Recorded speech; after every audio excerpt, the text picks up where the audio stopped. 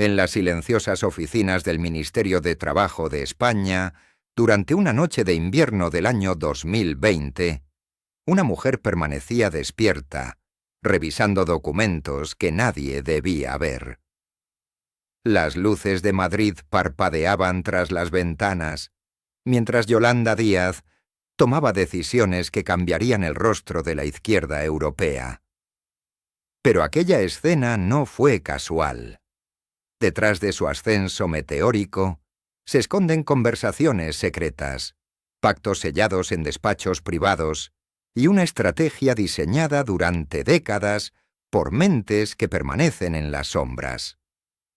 Yolanda Díaz no surgió de la nada. Su nombre comenzó a susurrarse en círculos políticos, mucho antes de que las cámaras la convirtieran en rostro mediático. Existen registros de reuniones discretas en Barcelona, encuentros nocturnos en cafeterías de Galicia, intercambios de correspondencia cifrada entre abogados laboralistas y antiguos militantes comunistas. Documentos filtrados hace apenas meses revelan que su perfil fue estudiado minuciosamente por analistas políticos que buscaban algo muy específico. Alguien capaz de unir fragmentos dispersos de un movimiento roto. Alguien que pudiera hablar el lenguaje de las nuevas generaciones sin traicionar los códigos de la vieja guardia. La pregunta que nadie formula en voz alta resuena en los pasillos del poder. ¿Quién diseñó realmente el fenómeno Yolanda Díaz? Algunos veteranos del Partido Comunista mencionan nombres que nunca aparecen en titulares. Otros hablan de conexiones internacionales, de fondos que llegaron desde organizaciones europeas interesadas en reconstruir una izquierda fragmentada tras el colapso de Podemos. Hay quienes aseguran que su imagen pública fue cuidadosamente pulida por asesores que trabajaron antes para líderes latinoamericanos, expertos en transformar discursos radicales en propuestas aceptables para las clases medias. Mientras tanto, la España oficial celebra su moderación, su capacidad de diálogo, su promesa de renovación. Pero en archivos privados, en grabaciones nunca publicadas, en testimonios de testigos incómodos, emerge otra historia. Una historia de tensiones ocultas, de lealtades divididas, de compromisos secretos que podrían explicar tanto su rápido ascenso como las sombras que la acompañan. ¿Es Yolanda Díaz la nueva esperanza de la izquierda? ¿O simplemente el rostro temporal de un experimento político que podría desvanecerse cuando sus arquitectos decidan que ha cumplido su función? La historia comenzó mucho antes de aquella noche en el ministerio. En los archivos de la Universidad de Santiago de Compostela reposa un expediente académico que pocos han consultado.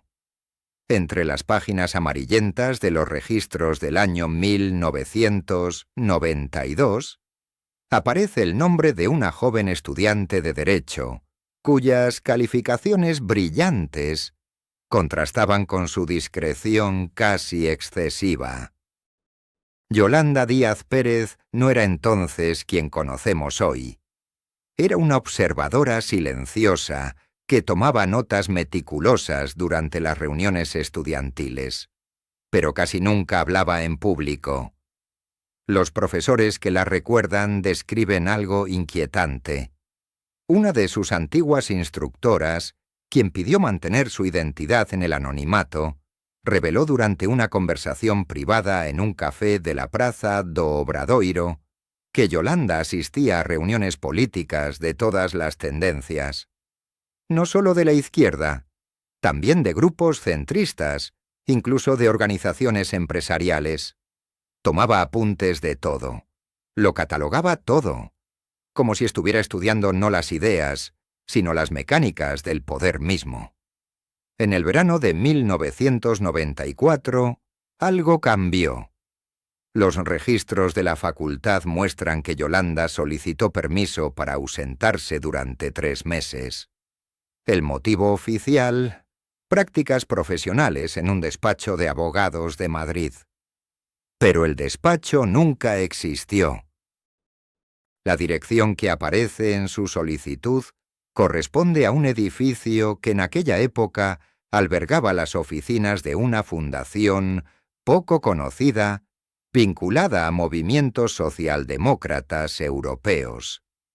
Una fundación que recibía financiamiento de Bruselas y que organizaba encuentros discretos entre jóvenes promesas de la política continental.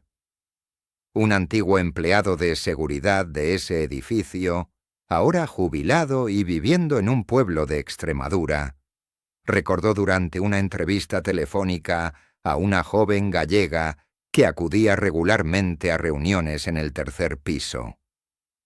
Las reuniones se celebraban siempre después de las 20 horas. Participaban personas que llegaban en vehículos oficiales sin matrícula visible. Duraban hasta la madrugada. El guardia de seguridad nunca supo qué se discutía allí dentro, pero recuerda un detalle perturbador. Todos los asistentes firmaban documentos de confidencialidad antes de entrar. Los archivos públicos no revelan nada sobre aquellos encuentros. Pero existe un documento, una carta mecanografiada sin firma, que apareció años después en los papeles personales de un dirigente sindical fallecido. La carta, fechada en agosto de 1994, menciona a una estudiante gallega identificada únicamente como Ida D. El texto es escueto pero revelador. Ella entiende que el futuro de la izquierda no está en las banderas rojas ni en los discursos de plaza, sino en ocupar instituciones desde dentro, en hablar el lenguaje del poder para transformarlo, o para fingir que se transforma. Cuando Yolanda regresó a Galicia ese otoño, algo había cambiado en ella.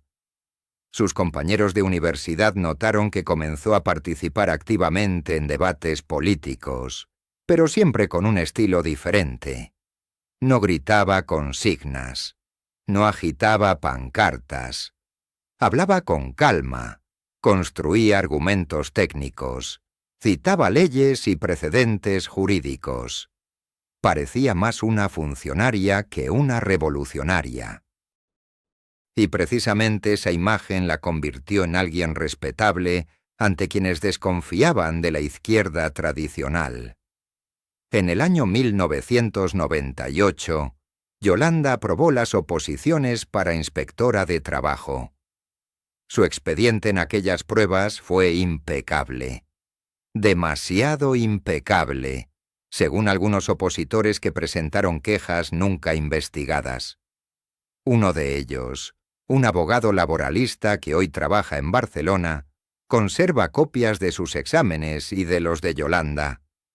Las respuestas de ella no solo eran correctas, utilizaban terminología y enfoques que no aparecían en los manuales oficiales de estudio, sino en documentos internos de la Inspección de Trabajo que supuestamente no estaban disponibles para los opositores. Nadie investigó aquellas irregularidades. Nadie cuestionó cómo una joven recién graduada podía conocer protocolos internos de una institución en la que nunca había trabajado. Pero hay quien recuerda que durante los meses previos a las oposiciones, Yolanda mantuvo reuniones frecuentes con un alto funcionario del Ministerio de Trabajo, que murió repentinamente 2 años después en un accidente de tráfico en la carretera de La Coruña. El informe policial concluyó que perdió el control del vehículo. No se realizó autopsia. El caso se cerró en 48 horas. Los años siguientes fueron de ascenso discreto pero constante. Yolanda Díaz trabajó como inspectora en Ferrol, donde desarrolló una reputación de eficiente pero jamás conflictiva. Nunca encabezó huelgas. Nunca firmó manifiestos radicales. Sin embargo, comenzó a construir una red de contactos que cruzaba todos los sectores: sindicatos, empresarios, partidos políticos, medios de comunicación. Era como si estuviera tejiendo una telaraña invisible, colocándose estratégicamente en el centro de todas las conversaciones importantes sin llamar demasiado la atención. ¿Quién diseñó realmente aquella estrategia? El 27 de marzo de 1998, en el pequeño café Aurora del barrio marinero de Oburgo, se celebró una reunión que jamás apareció en ningún acta oficial. 3 personas se sentaron junto a la ventana que daba al puerto. Una de ellas era Yolanda Díaz, recién licenciada, con su título de abogada laboralista aún fresco. Las otras 2 figuras permanecieron en las sombras de la memoria, pero un camarero jubilado recordaría décadas después aquella tarde con inquietante precisión. Hablaban en voz baja. Uno de los hombres llevaba un maletín de cuero gastado. El otro tomaba notas en una libreta negra que nunca sacó completamente de su bolsillo. El camarero, Manuel Veiga, fallecería en circunstancias extrañas en el año 2012, justo 3 días después de mencionar aquella reunión a un periodista local. Paro cardíaco súbito, dijeron los médicos. Tenía 52 años y gozaba de salud envidiable. Su viuda encontró entre sus pertenencias un sobre sin remitente con un recorte de prensa amarillento. En él aparecía Yolanda Díaz, pronunciando su primer discurso público como concejala de Ferrol. Alguien había dibujado un círculo rojo alrededor de su rostro. Los archivos municipales de Ferrol guardan un dato peculiar. Entre los años 1999 y 2003, Yolanda Díaz asistió a exactamente 213 reuniones del Pleno Municipal.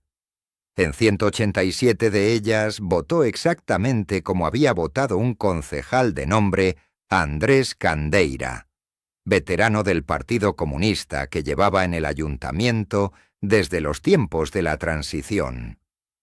Candeira era conocido por su memoria prodigiosa y su capacidad para recitar de memoria pasajes enteros de documentos legales. Era también conocido por otra cosa: su paranoia casi clínica respecto a ser seguido. En el año 2001, Candeira comenzó a dejar notas escritas a mano en distintos puntos de su casa. Su sobrina las encontró años después, cuando el viejo político ya no podía recordar ni su propio nombre.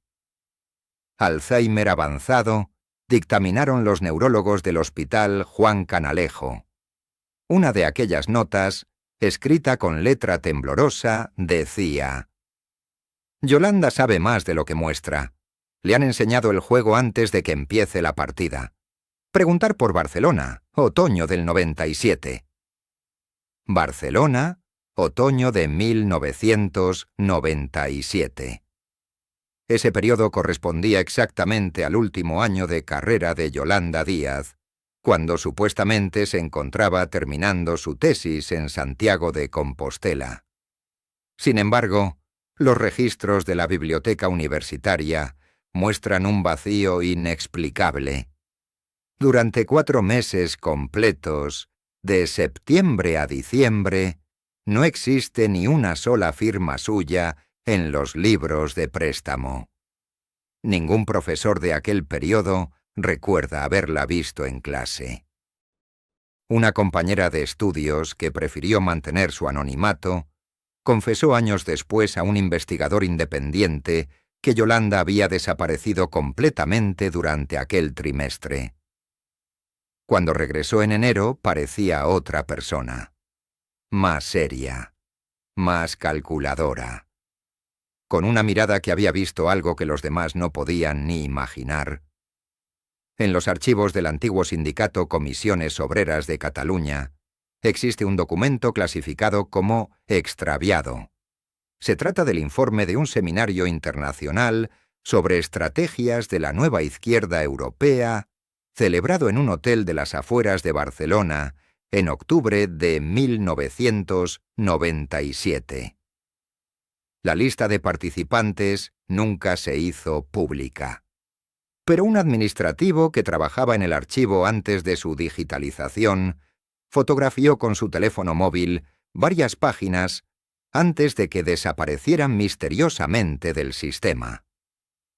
En una de esas fotografías borrosas se distingue una firma. La caligrafía coincide con la de Yolanda Díaz. El seminario había sido organizado por una fundación alemana vinculada a movimientos de izquierda alternativa. Entre los ponentes figuraban nombres que después alcanzarían notoriedad en la política europea. Un joven diputado griego que años más tarde dirigiría Syriza, una activista italiana que fundaría un movimiento contra la austeridad, un economista francés que asesoraría a Jean-Luc Mélenchon. Todos ellos compartían una visión. La socialdemocracia tradicional estaba muerta, y era necesario construir algo nuevo desde las cenizas de la vieja izquierda. Algo que pudiera hablar el lenguaje de las nuevas generaciones, sin renunciar a la esencia transformadora del marxismo clásico. Un testigo presencial de aquel seminario, que solicitó protección de identidad, reveló que entre los asistentes había también observadores. Gente que no participaba activamente, pero que tomaba notas, estudiaba, aprendía. Yolanda Díaz habría sido una de ellas. La más joven del grupo, la más discreta, pero también la que hacía las preguntas más incisivas durante los descansos. Cuando regresó a Galicia, algo había cambiado. En febrero de 1998, presentó su candidatura para las elecciones municipales de Ferrol con el apoyo del bloque nacionalista galego. Nadie entendió entonces por qué una abogada laboralista casi desconocida conseguía tan rápidamente el respaldo de veteranos nacionalistas que llevaban décadas en la lucha. Pero su discurso tenía algo hipnótico. Hablaba de la clase trabajadora con la pasión de los viejos comunistas, pero usaba un lenguaje fresco, cercano, que conectaba con los jóvenes desencantados de los astilleros en crisis. Los servicios de inteligencia españoles habían comenzado a tomar nota. Un informe del Centro Nacional de Inteligencia, fechado en mayo de 2002, parcialmente desclasificado en 2018, menciona a una concejala de Ferrol entre las figuras emergentes de la izquierda radical gallega. El nombre está tachado con marcador negro, pero el contexto no deja dudas. Se la describe como políticamente sofisticada, con formación teórica sólida y capacidad de adaptación extraordinaria. El informe añade una nota inquietante.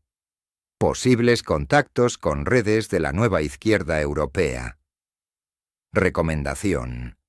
Seguimiento discreto. ¿Quién estaba detrás de aquella recomendación?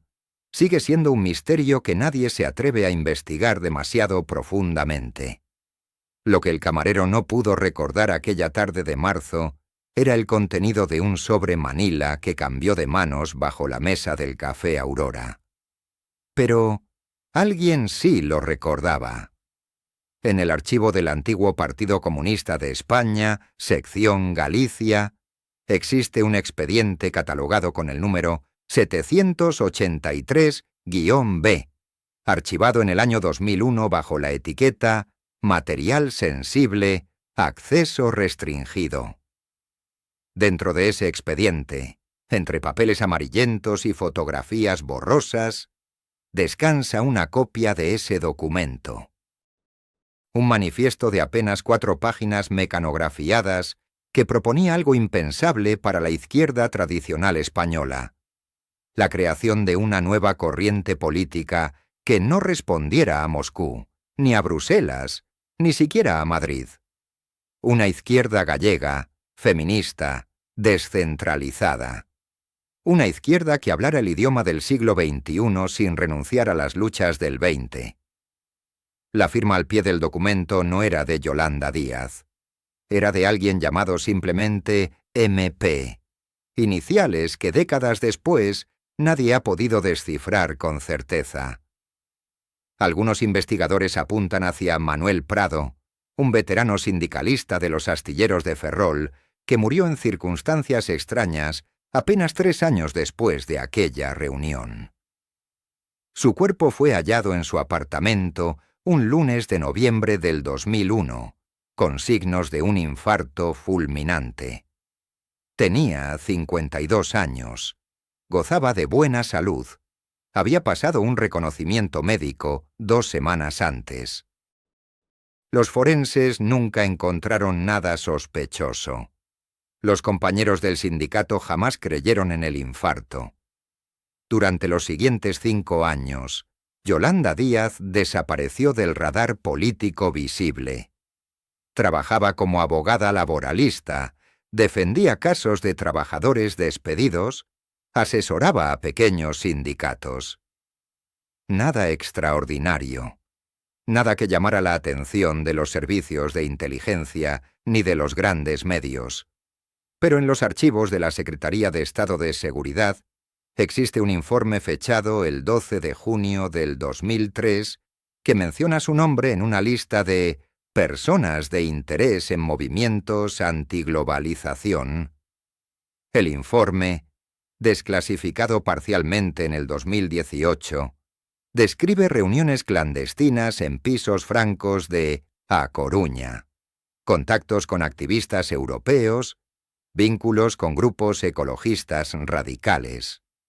El documento lleva el sello de confidencial y la firma ilegible de un funcionario cuyo nombre fue tachado con gruesos trazos negros.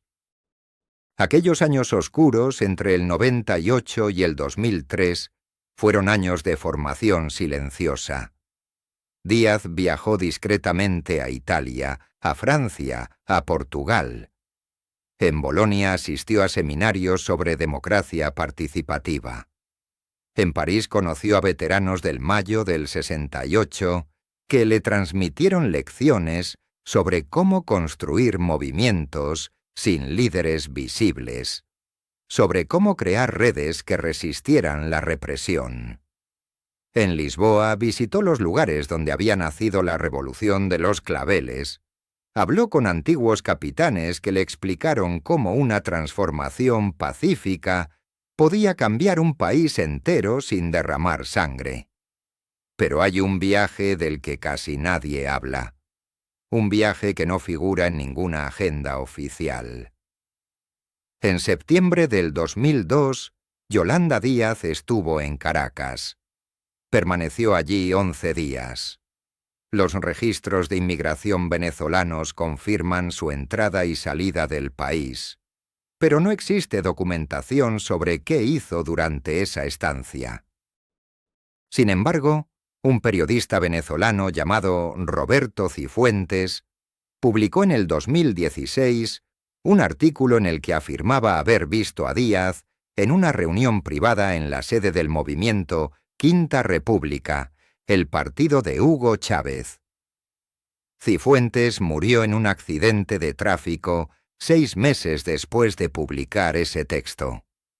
Su coche se estrelló contra un camión en una carretera perfectamente recta, en un día soleado, sin testigos directos.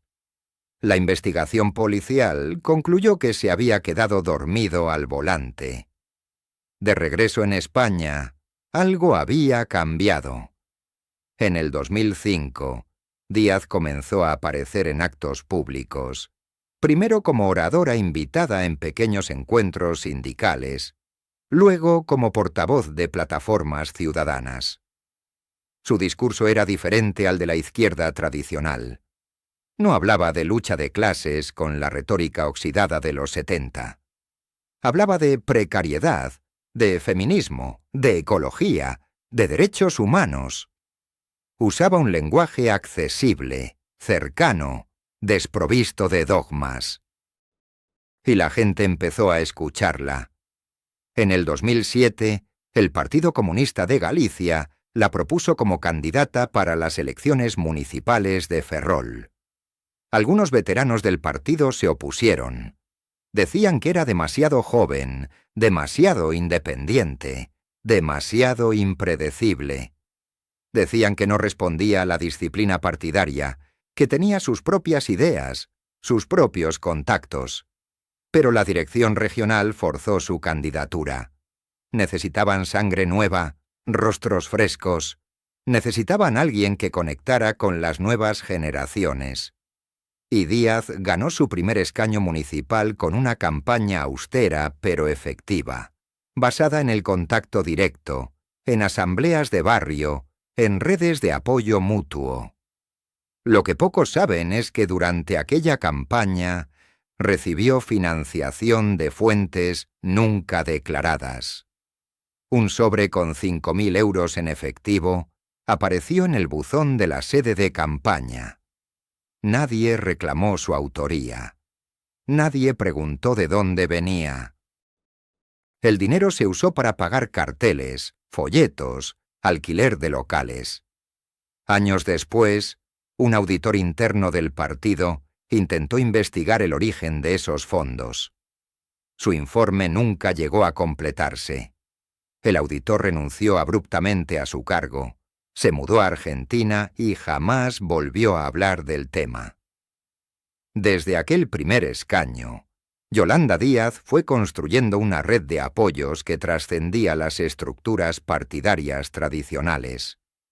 Mantenía contacto con activistas sociales, con intelectuales, con periodistas alternativos, con académicos progresistas. No era una red jerárquica, era una constelación de personas conectadas por ideas compartidas más que por lealtades orgánicas. Y en el centro de esa constelación, discretamente, sin alardes, estaba ella, escuchando, articulando, tejiendo alianzas, preparando algo que aún no tenía nombre, pero que ya empezaba a inquietar a quienes observaban los movimientos de la izquierda española desde los despachos del poder. Algo que olía a cambio profundo, a renovación radical, a una amenaza silenciosa contra el orden establecido. ¿Era Díaz consciente del papel que estaba destinada a jugar? ¿O simplemente seguía un instinto cultivado en aquellas reuniones secretas de finales de los 90? La respuesta a esa pregunta se escondía aún en los pliegues del tiempo, esperando el momento preciso para revelarse ante el país que pronto la convertiría en figura nacional. La fotografía estaba tomada desde un ángulo imposible. Alguien había capturado aquel momento desde una ventana del segundo piso del edificio que quedaba frente al Café Aurora, utilizando un teleobjetivo profesional que solo podían permitirse ciertas instituciones. En la imagen, fechada el 17 de marzo de 2003, se distinguían claramente tres figuras sentadas alrededor de una mesa redonda. Una de ellas era Yolanda Díaz, entonces una joven abogada laboralista de 32 años, con el cabello recogido y gesto concentrado. Las otras dos personas habían sido cuidadosamente recortadas de la fotografía con tijeras, dejando solo siluetas fantasmales donde deberían estar sus rostros. El expediente 783-B contenía 17 fotografías similares, todas tomadas durante ese mismo año. Todas con las mismas características técnicas. Todas con los mismos recortes deliberados. En el reverso de cada una caligrafía inclinada había anotado fechas, horas y coordenadas con precisión quirúrgica. Pero lo más inquietante no eran las fotografías en sí, sino la nota manuscrita adjunta, firmada con las iniciales JML y sellada con la marca oficial del Centro Nacional de Inteligencia. Javier Moreno López fue durante 14 años analista de riesgos políticos en la Dirección de Contrainteligencia Interior. Su especialidad eran los movimientos de nueva izquierda, aquellos grupos que surgían en la periferia del espectro político tradicional y que, según los protocolos internos, requerían observación permanente. En el año 2016, 3 meses después de jubilarse anticipadamente por motivos que nunca fueron aclarados oficialmente, Moreno López fue encontrado muerto en su apartamento de Chamartín. El informe forense dictaminó muerte natural por infarto agudo de miocardio. Tenía 58 años, practicaba ciclismo de montaña todos los fines de semana y había pasado su última revisión médica con resultados impecables apenas 6 semanas antes. Su viuda, Carmen Estévez, nunca creyó en la versión oficial. Durante años guardó en una caja de seguridad los documentos personales de su marido, convencida de que algún día alguien vendría a buscarlos. Entre esos papeles había un cuaderno de notas con tapas de cuero gastado, donde Moreno López registraba observaciones que no entraban en los informes oficiales. La entrada correspondiente al 9 de octubre de 2015 contenía una anotación escrita con tinta roja, subrayada 3 veces. Operación Mareas, confirmado. Financiación externa verificada. Origen, fundaciones nórdicas vinculadas a Open Society. Monto total transferido entre 2011 y 2014, cifra superior a los 3 millones de euros. Destinatarios, plataformas de coordinación territorial en Galicia, Asturias, Cantabria. Contacto principal identificado. Abogada gallega, perfil bajo, conexiones internacionales no declaradas. Requiere seguimiento nivel 3. Las mareas fueron el movimiento que precedió a la actual configuración política de la izquierda alternativa española. Surgieron como respuesta ciudadana a los recortes sociales, con un discurso que mezclaba reivindicaciones laborales, defensa de servicios públicos y un cierto aire de renovación generacional. En Galicia, la marea blanca de la sanidad y la marea verde de la educación movilizaron a decenas de miles de personas. Pero según el cuaderno de Moreno López, detrás de aquella espontaneidad aparente, existía una estructura organizativa sofisticada, con canales de financiación que atravesaban media Europa. El analista había identificado un patrón. Cada vez que surgía un conflicto laboral de cierta envergadura en el noroeste peninsular, aparecían recursos que no figuraban en ningún presupuesto oficial. Alquileres de locales para asambleas, impresión de materiales de difusión, viajes de coordinación entre ciudades, asesoría jurídica especializada. Todo ese aparato logístico requería dinero, mucho dinero, y las cuotas de militancia no alcanzaban para explicarlo. La pista llevaba hasta Bruselas. En el edificio de la Rue Belliard, número 143, con vistas al Parlamento Europeo, funcionaba durante aquellos años una oficina discreta, registrada como Centro de Estudios para la Democracia Participativa. Su director era un politólogo danés llamado Lars Bungård, veterano de campañas de apoyo a movimientos progresistas en Europa del Este durante los años 90. Bungård había desarrollado un método particular: identificar liderazgos emergentes en territorios periféricos, ofrecerles formación en comunicación política y gestión de campañas, y facilitar redes de contacto con otros movimientos similares en diferentes países. Entre 2012 y 2014, según los registros de entrada del edificio de Rue Belliard, que permanecieron archivados hasta su destrucción en un incendio inexplicable del año 2018. Yolanda Díaz visitó aquellas oficinas en 9 ocasiones. Los encuentros duraban habitualmente entre 2 y 3 días. No hay actas de las reuniones, no hay registros públicos de lo discutido. Pero en el cuaderno de Moreno López aparece otra anotación reveladora, fechada el 22 de abril de 2014. Confirmada asistencia de ID a Seminario de Estrategias de Transformación Política en Contextos de Crisis. Participantes: 16 perfiles similares de 11 países. Metodología observada: construcción de narrativas alternativas, ocupación de espacios mediáticos, coordinación transversal de agendas. Financiadores: 3 fundaciones estadounidenses, 2 alemanas, 1 sueca. Total invertido en el programa: cifra cercana a los 500.000 euros anuales. Estaba siendo preparada sistemáticamente una nueva generación de líderes políticos para reemplazar a las estructuras tradicionales de la izquierda europea. El cuaderno no ofrecía respuestas definitivas, solo preguntas que Moreno López nunca llegaría a resolver. Su última entrada, escrita apenas 2 días antes de su muerte, consistía en una sola frase que ocupaba toda la página: «Han comenzado a seguirme». El expediente llegó en un sobre Manila sin remitente, depositado en el buzón de un periodista veterano del diario El País durante la madrugada del 11 de septiembre de 2019. Nadie vio quién lo dejó allí.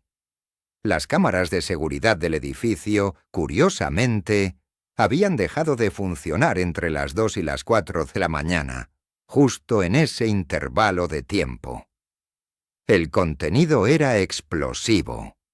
37 páginas fotocopiadas de lo que parecía ser un informe interno de análisis político, fechado en 2017, con el membrete de una consultora internacional especializada en gestión de crisis y campañas electorales. El nombre de la firma había sido cuidadosamente tachado con marcador negro, pero la calidad del papel, el tipo de letra, todo indicaba autenticidad profesional.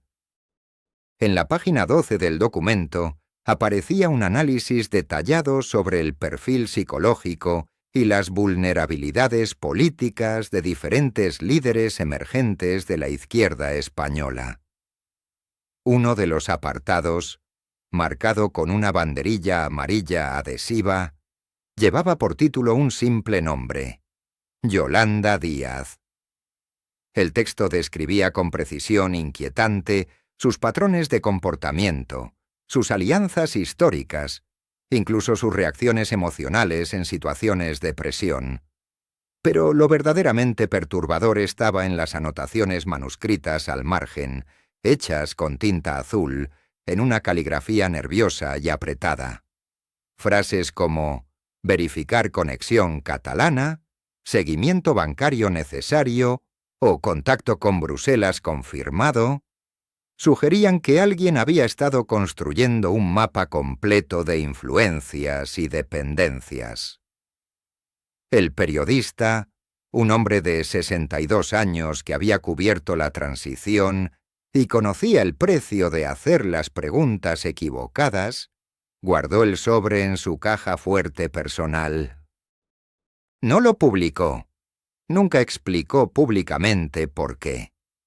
3 meses después sufrió un infarto mientras caminaba por el Retiro. Los médicos dijeron que había sido fulminante, inevitable, cosa de la edad. Su familia encontró la caja fuerte vacía cuando fueron a revisar sus pertenencias. La cerradura no había sido forzada. Mientras tanto, en los pasillos del Congreso de los Diputados, durante el otoño de 2020, cuando la pandemia todavía mantenía al país en vilo, comenzaron a circular rumores sobre reuniones secretas en despachos oficiales. No las habituales negociaciones parlamentarias que todos conocían, sino encuentros más discretos, celebrados en horarios inusuales. Un funcionario de mantenimiento, un hombre callado que llevaba trabajando en el edificio desde hacía 23 años, mencionó en conversación privada con un compañero que había visto luces encendidas en la zona de los despachos ministeriales pasadas las 11 de la noche en varias ocasiones. Siempre el mismo despacho. Siempre los mismos vehículos oficiales estacionados en el acceso restringido del sótano. Matrículas institucionales, cristales tintados. El funcionario habló demasiado. Una semana después fue despedido por una supuesta irregularidad administrativa que nadie supo explicar con claridad. Su indemnización fue generosa, sorprendentemente generosa. Firmó un acuerdo de confidencialidad como parte del paquete de salida y se mudó a Valencia con su familia. Dejó de contestar llamadas de antiguos compañeros. En paralelo, los movimientos bancarios de ciertas fundaciones vinculadas a plataformas de izquierda mostraban patrones extraños. Un analista financiero independiente, contratado por una pequeña revista de investigación económica, detectó transferencias recurrentes desde cuentas radicadas en Luxemburgo hacia organizaciones españolas dedicadas al activismo político.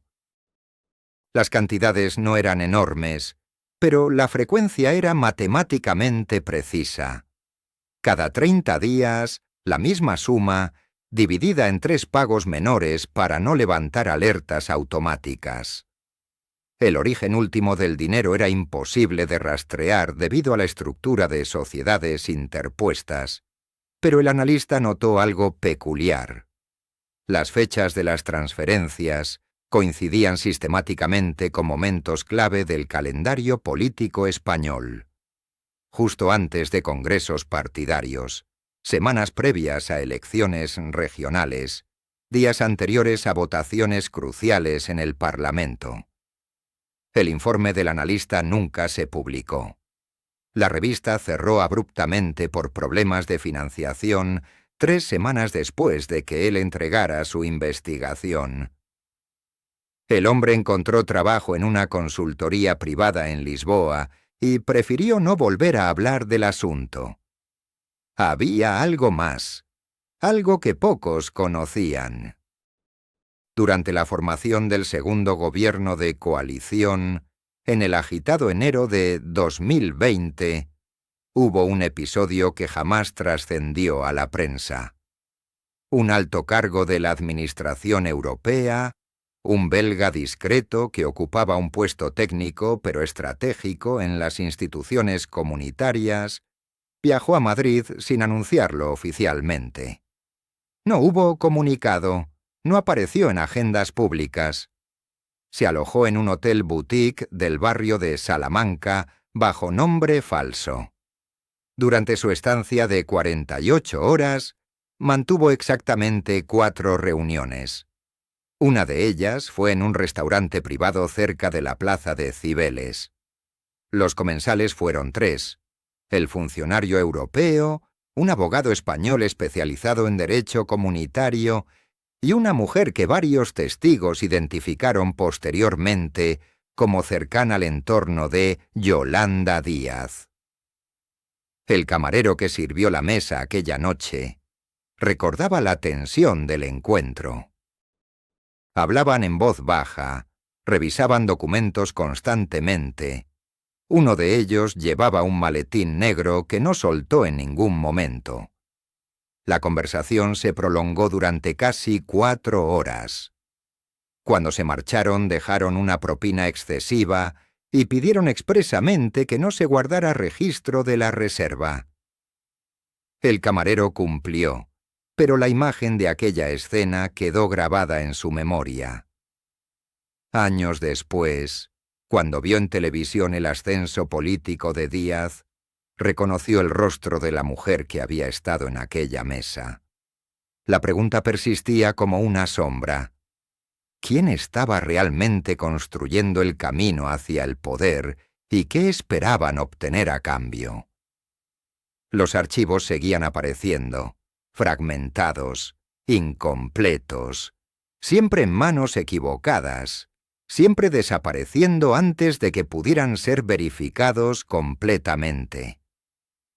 La verdad parecía diseñada para permanecer oculta, protegida por capas de silencio institucional y convenientes olvidos. La fotografía apareció en una subasta digital de documentos históricos 3 años después, catalogada erróneamente como material de archivo sindical de los años 70. Un coleccionista privado de Barcelona la adquirió por apenas 200 euros, sin imaginar lo que tenía entre manos. La imagen mostraba a un grupo de 8 personas en lo que parecía ser una reunión clandestina en algún sótano mal iluminado. Al fondo, apenas visible entre las sombras, una mujer joven de perfil inconfundible sostenía documentos que posteriormente serían identificados como borradores de lo que más tarde se convertiría en el núcleo ideológico de un proyecto político revolucionario. La fecha al dorso, escrita con tinta descolorida, indicaba 23 de abril de 2013.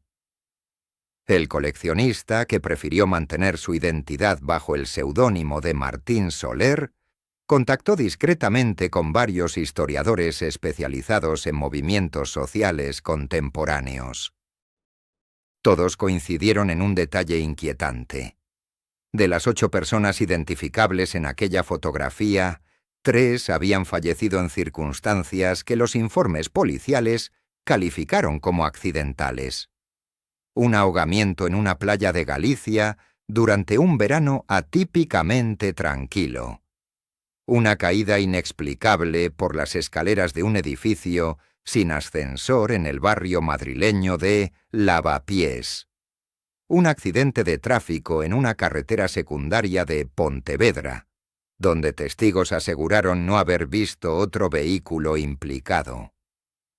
Los archivos del Ministerio del Interior contenían una anotación críptica en los expedientes de seguimiento de actividades políticas. Un funcionario veterano, días antes de su jubilación anticipada en 2020, filtró a un periodista de investigación una nota manuscrita que decía textualmente: Operación Mareas. Monitoreo permanente. Nivel de seguridad alfa. Comunicar cualquier cambio de estructura organizativa. No intervenir salvo orden directa. La nota no llevaba firma, pero el membrete correspondía a una unidad especializada en análisis de riesgos políticos que oficialmente había sido desmantelada en 1998. En Ferrol, una antigua militante sindical llamada Rosa Cambeiro aceptó hablar bajo condición de anonimato en su momento, aunque permitió que su testimonio fuera grabado. Contó que durante los primeros años de la década de 2010 existía lo que ella llamaba el Grupo de los Jueves. Reuniones informales donde se discutía la posibilidad de construir una alternativa política desde las bases sindicales y los movimientos sociales.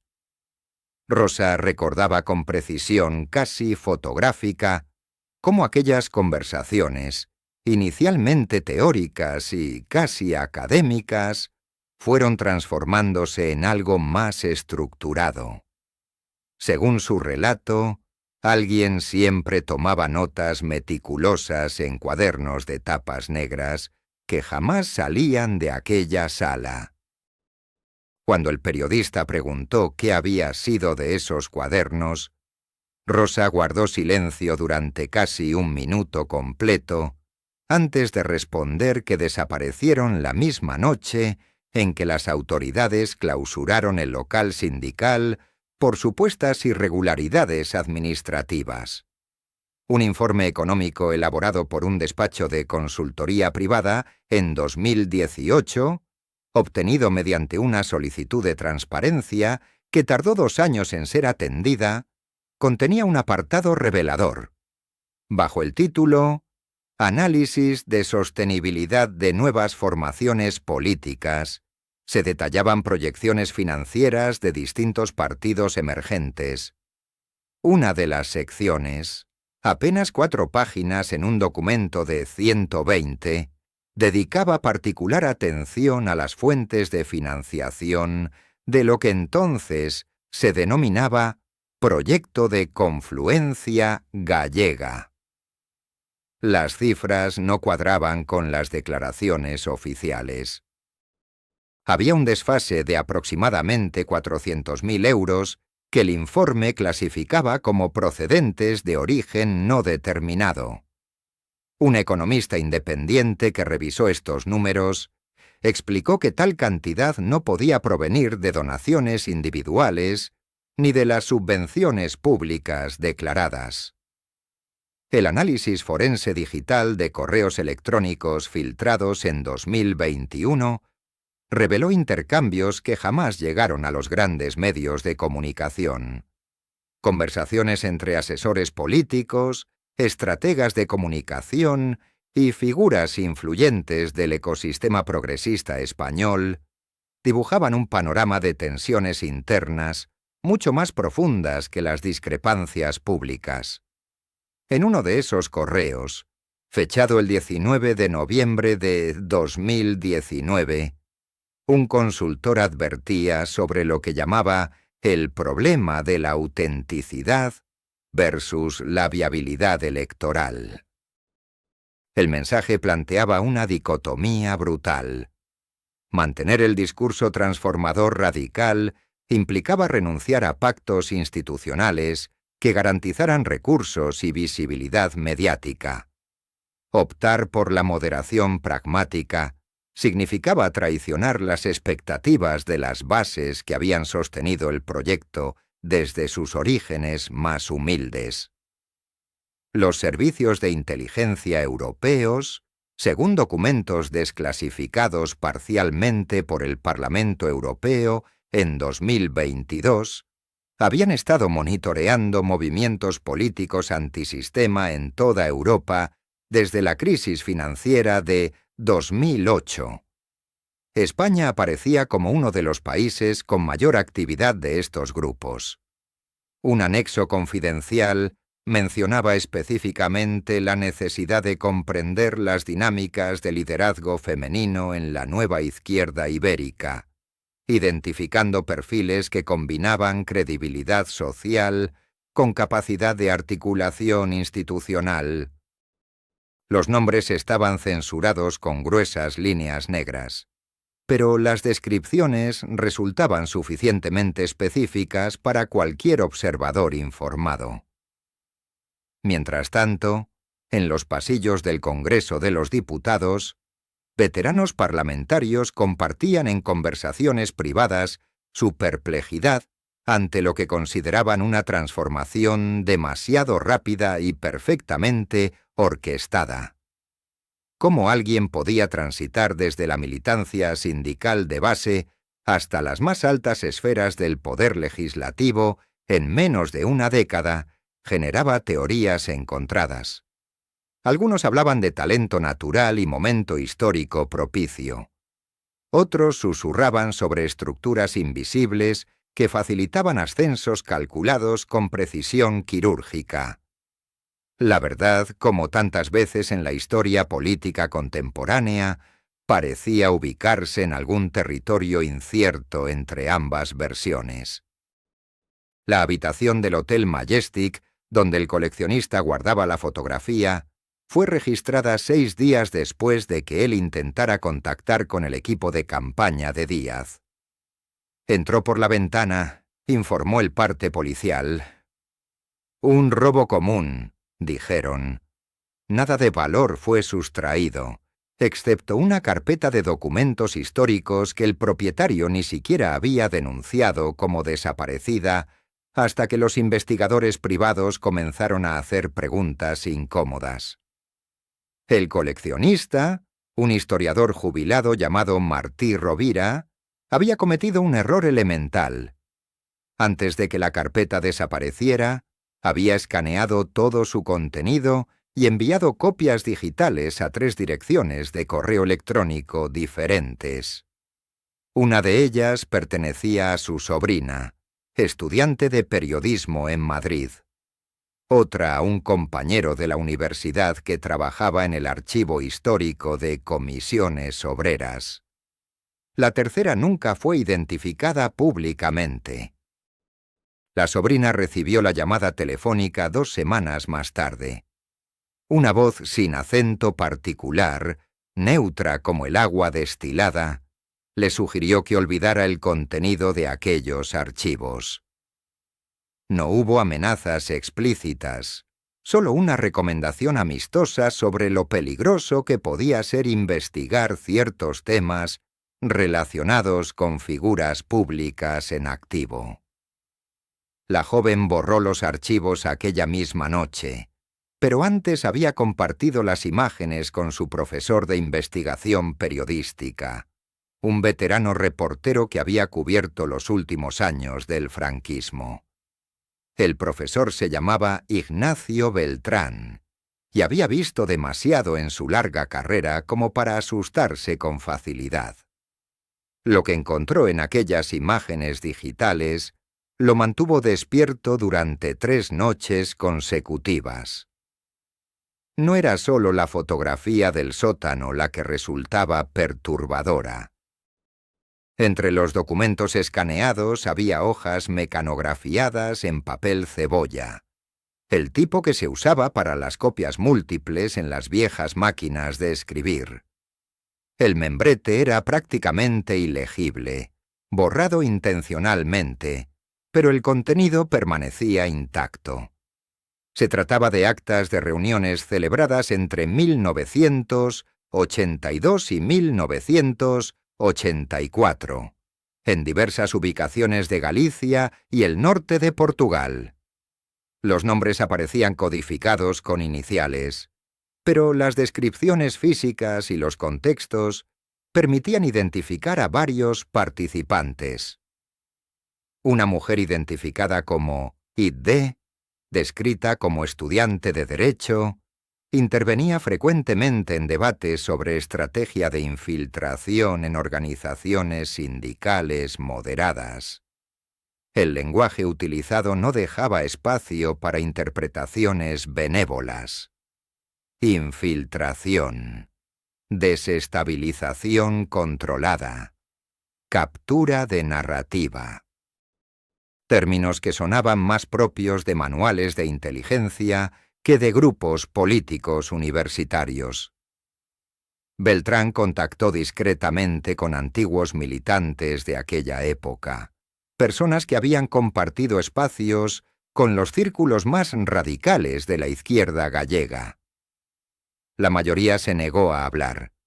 3 aceptaron reunirse, pero solo bajo condiciones de anonimato absoluto.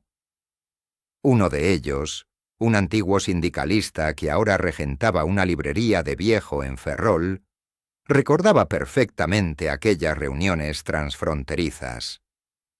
Según su testimonio, no eran simples encuentros de jóvenes idealistas discutiendo teoría marxista. Había dinero involucrado, cantidades considerables para la época. Billetes que llegaban en sobre sin remitente, depositados en buzones acordados previamente. El librero recordaba con precisión meridiana una noche de febrero de 1983, cuando la mujer joven que todos conocían, simplemente como Yoli, había llegado con un maletín de cuero negro. Dentro había documentos internos de la Confederación Sindical donde trabajaba su padre. Organigramas, listas de afiliados, correspondencia confidencial, material que en las manos equivocadas podía comprometer negociaciones laborales enteras, desacreditar líderes sindicales, provocar fracturas internas calculadas. Según el testimonio, ella entregó aquellos papeles sin titubear, como quien cumple un trámite administrativo rutinario. Pero la parte verdaderamente escalofriante de aquel testimonio Llegó cuando el librero describió lo que sucedió 3 meses después. Uno de los participantes habituales de aquellas reuniones, un estudiante de filosofía de Vigo identificado solo como Efrén, comenzó a mostrar dudas sobre la naturaleza real del grupo. Hizo demasiadas preguntas sobre el origen del financiamiento. Cuestionó los objetivos a largo plazo. Sugirió que tal vez estaban siendo utilizados por intereses que no compartían. Efrén dejó de asistir a las reuniones. Una semana más tarde, su cuerpo apareció en el puerto de Vigo. Ahogamiento accidental, dictaminó el forense. Nivel elevado de alcohol en sangre, ningún signo de violencia. El caso se cerró en cuestión de días. Su familia aceptó la versión oficial porque no tenía alternativa. Pero algunos de los que lo conocían sabían que Efrén apenas bebía y que tenía un miedo casi patológico al agua profunda desde que de niño había estado a punto de ahogarse en un río. El segundo testimonio llegó de una mujer que había sido secretaria en el Partido Comunista de Galicia durante los años 80. Prefirió reunirse en un parque público de Pontevedra, lejos de micrófonos y cámaras. Habló durante 40 minutos sin parar, como si hubiera estado conteniendo aquellas palabras durante décadas.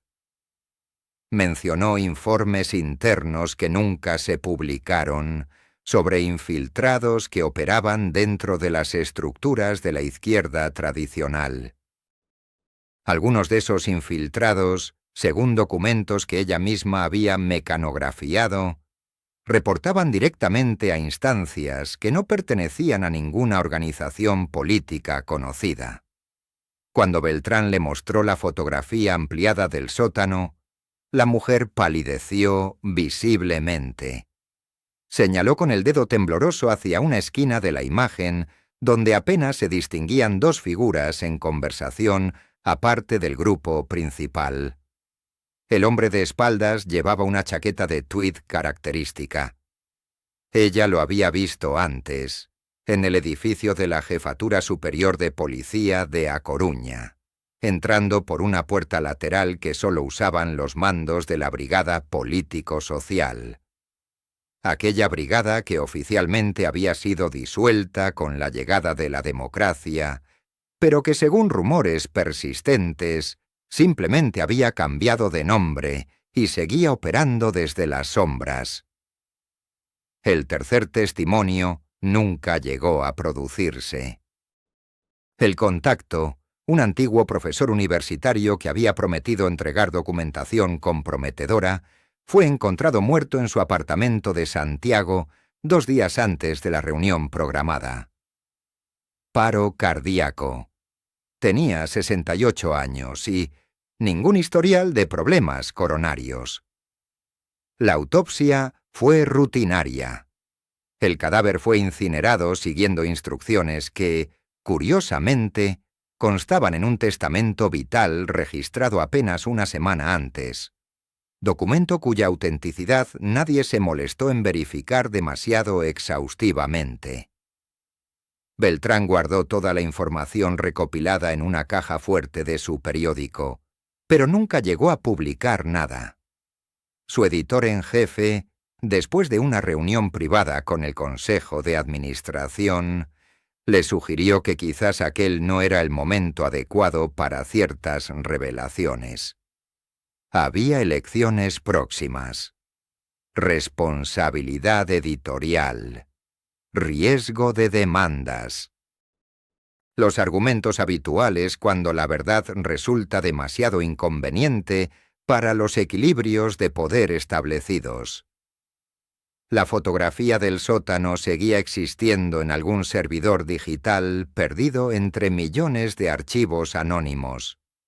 Los testimonios permanecían guardados, esperando tal vez el momento en que alguien con menos que perder decidiera abrirle la puerta a una historia que había permanecido enterrada bajo capas de olvido calculado y silencios comprados.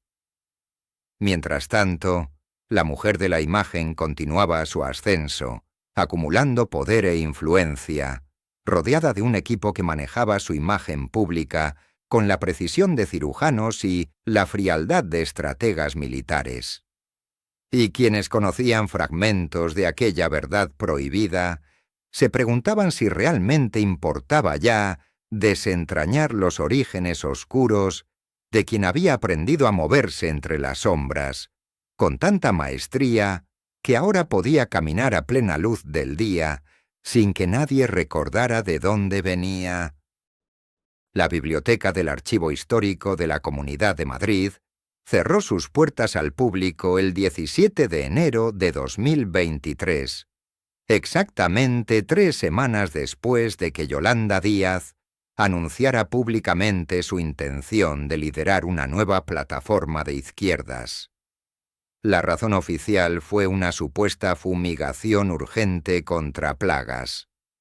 Los empleados fueron enviados a sus casas sin previo aviso. Durante los siguientes 4 días, camionetas sin identificación corporativa aparecieron en la entrada trasera del edificio, siempre después de la medianoche. Un vigilante nocturno del edificio contiguo, un hombre de 62 años llamado Eugenio Martos, había desarrollado el hábito de observar la calle desde su puesto durante las largas noches de invierno. Documentó en su cuaderno personal la llegada de hombres vestidos con trajes oscuros que transportaban cajas selladas desde el interior del archivo hasta los vehículos. Contó 17 cajas en total. Ninguna llevaba etiquetas visibles. Cuando semanas después intentó comentar lo que había visto con un periodista freelance interesado en anomalías administrativas, Martos recibió una oferta de jubilación anticipada con una pensión considerablemente generosa. Aceptó sin hacer más preguntas. Su cuaderno desapareció de su taquilla 3 días antes de su último turno. Las cajas contenían, según fuentes que prefirieron mantener el anonimato absoluto, documentación relacionada con linajes políticos de la transición, específicamente archivos sobre familias que habían navegado el delicado cambio del franquismo a la democracia, ocupando posiciones estratégicas en sindicatos, partidos emergentes y organizaciones laborales. Entre esos nombres aparecía recurrentemente uno que conectaba con círculos de influencia que se extendían desde Galicia hasta Cataluña, pasando por Madrid. No era un apellido común, pero tampoco extremadamente raro. Díaz. El historiador coleccionista que había perdido su carpeta de fotografías en el supuesto robo del Hotel Majestic, nunca pudo recuperar aquella imagen específica de la manifestación de 1977. Sin embargo, antes de que desapareciera, había mostrado la fotografía a exactamente 3 personas de confianza. 2 de ellas eran colegas académicos que posteriormente declinaron hablar del asunto, alegando vagamente que habían confundido la memoria o que la imagen no era tan relevante como parecía inicialmente. La tercera persona era su sobrina, una estudiante de periodismo de 28 años, llamada Clara Mendoza. Clara había fotografiado la imagen con su teléfono móvil aquella tarde en el hotel, instantes antes de que su tío guardara la carpeta en el cajón de seguridad. Era una foto de una foto, con calidad deficiente y ángulo imperfecto, pero los rostros seguían siendo identificables. Durante meses, Clara no supo qué hacer con aquella imagen digital guardada en su dispositivo. Después del robo, su tío le pidió explícitamente que borrara la copia. Ella asintió, pero algo en su instinto periodístico le impidió cumplir la promesa. En lugar de eliminarla, la transfirió a una memoria USB que ocultó dentro de un viejo libro de texto universitario en la casa de sus padres. En octubre de 2022, Clara intentó contactar con la redacción de un medio digital independiente especializado en investigaciones políticas. Envió un correo electrónico cifrado describiendo vagamente lo que tenía, sin adjuntar la imagen. Solicitó una reunión presencial. Le respondieron con entusiasmo y acordaron encontrarse en una cafetería del barrio de Malasaña un jueves por la tarde. Clara nunca llegó a esa cita. Su teléfono fue encontrado 3 días después en un contenedor de basura cerca de la estación de Atocha, completamente destruido, con la tarjeta SIM arrancada. Clara apareció en su apartamento una semana más tarde, confusa y asustada, afirmando que había sufrido un episodio de amnesia temporal. No recordaba nada de aquellos días perdidos. Los médicos no encontraron evidencia física de trauma. La memoria USB nunca fue recuperada. Clara dejó el periodismo 6 meses después y se trasladó al norte, donde ahora trabaja en una librería de pueblo bajo un apellido diferente. Mientras tanto, la carrera política de Yolanda Díaz continuaba su ascenso meteórico. Su mar se presentaba como una esperanza renovada, un espacio donde las izquierdas fragmentadas podrían finalmente converger. Los medios de comunicación mainstream celebraban su carisma, su capacidad de diálogo, su perfil técnico y humano. Las encuestas le otorgaban porcentajes prometedores. El establishment parecía haber encontrado en ella una figura aceptable, alguien que podía canalizar el descontento, sin amenazar verdaderamente las estructuras profundas del poder. Pero en los márgenes, en conversaciones susurradas entre viejos militantes que habían vivido demasiadas transiciones y demasiadas traiciones, surgía una pregunta incómoda que nadie se atrevía a formular públicamente. ¿Era Yolanda Díaz realmente la líder emergente de una nueva izquierda? ¿O era la pieza perfectamente colocada de un ajedrez mucho más antiguo y complejo? ¿Una fuerza genuina o un compromiso diseñado para mantener el control, precisamente dando la ilusión de cambio? Los documentos desaparecidos del Archivo Histórico de Madrid podrían haber respondido esa pregunta. Las fotografías extraviadas del Hotel Majestic podrían haber mostrado las conexiones. La memoria USB de Clara Mendoza podría haber revelado los rostros. Pero todo eso ya no existe, o al menos ya no es accesible. La historia oficial continúa escribiéndose con tinta limpia sobre páginas en blanco, mientras la verdad prohibida permanece enterrada bajo capas de olvido conveniente y silencio comprado. Y así, la pregunta persiste, flotando en el aire como un espectro que nadie puede exorcizar completamente, esperando quizás el momento en que otra fotografía olvidada, otro documento oculto, otra voz valiente, decida finalmente romper el pacto de silencio. El último testigo vivo de aquellas reuniones clandestinas murió en circunstancias que las autoridades calificaron como naturales.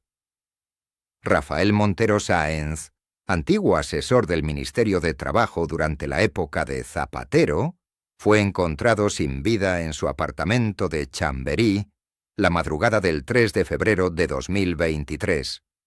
Tenía 72 años y gozaba de excelente salud, según confirmaron sus vecinos. La autopsia reveló un paro cardíaco súbito. No hubo investigación posterior.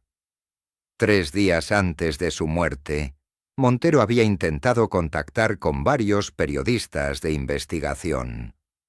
Dejó mensajes en al menos 4 redacciones diferentes. Todos coincidían en lo mismo. Tenía documentación que demostraba la existencia de pactos firmados entre fuerzas políticas aparentemente antagónicas, acuerdos que establecían límites precisos a cualquier transformación real del sistema. Nadie respondió a sus llamadas a tiempo. Su sobrina, Paula Montero, accedió a revisar los efectos personales del difunto. El ordenador portátil había desaparecido. También faltaban 2 carpetas que Rafael guardaba en su escritorio. Según ella recordaba haberlas visto durante su última visita en Navidad. La policía archivó la denuncia por pérdida de objetos personales sin valor económico significativo. Mientras tanto, la plataforma Sumar consolidaba su estructura organizativa. Los análisis de expertos en ciencias políticas coincidían en señalar su naturaleza ambivalente, suficientemente radical en el discurso para movilizar a la base social descontenta, suficientemente moderada en la práctica para no inquietar a los centros de poder económico. Un equilibrio perfecto que algunos consideraban esperanza renovada y otros interpretaban como ingeniería social de última generación. Los archivos permanecen sellados. Las camionetas sin identificación nunca fueron localizadas.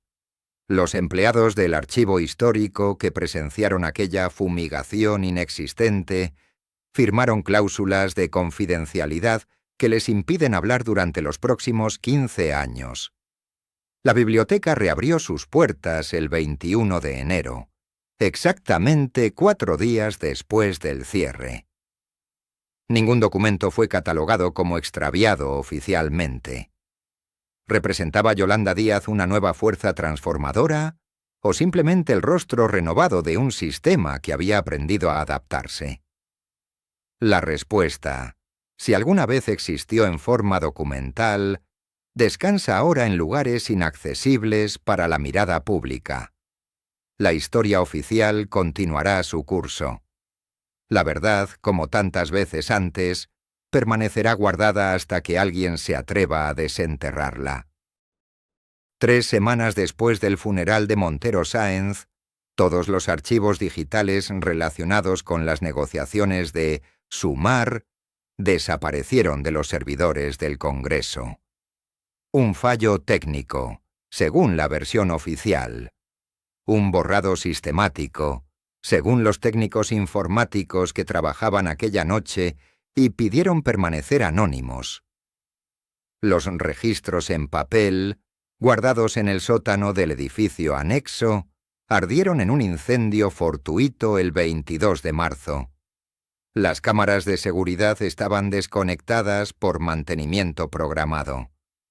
Yolanda Díaz continúa su camino político entre aplausos y críticas feroces. Su discurso sobre la escucha y el diálogo resuena en estadios llenos, mientras los documentos que podrían explicar su ascenso fulminante se convierten en cenizas. La coalición Sumar obtuvo resultados que algunos expertos consideraron sorprendentes, otros inevitables. Pero nadie puede acceder ya a las actas de aquellas reuniones secretas donde se decidió su liderazgo. Los pocos testigos que aceptaron hablar bajo condición de anonimato mencionan nombres que jamás aparecen en los medios de comunicación. Fondos europeos canalizados a través de fundaciones sin rostro. Acuerdos firmados en despachos privados donde los móviles quedan fuera. Promesas que jamás se escribieron pero que todos cumplieron con exactitud milimétrica. La pregunta permanece flotando sobre la política española como niebla espesa. ¿Es Yolanda Díaz una nueva fuerza genuina de izquierda o simplemente el rostro amable de un pacto más antiguo y profundo que cualquier programa electoral? Los documentos que podrían responder están destruidos. ¿Los testigos han muerto o prefieren el silencio? La verdad oficial se repite en tertulias y editoriales, pero algo en las sombras sigue respirando. Esta investigación termina aquí, en el límite donde la información disponible se encuentra con el muro infranqueable del secreto. Pero ustedes, que han llegado hasta el final de este recorrido por pasadizos oscuros de nuestra historia reciente, merecen sacar sus propias conclusiones. Agradecemos profundamente que hayan dedicado su tiempo a conocer esta verdad incómoda. Si este trabajo les ha resultado valioso, les invitamos a suscribirse al canal para seguir destapando las historias que otros prefieren mantener ocultas. Un simple gesto como dejar su like nos ayuda enormemente a continuar investigando donde pocos se atreven. Y, por supuesto, nos encantaría conocer su opinión en los comentarios. ¿Nueva izquierda real o compromiso temporal con fecha de caducidad? La historia juzgará. Nosotros solo mostramos los documentos que aún no han ardido.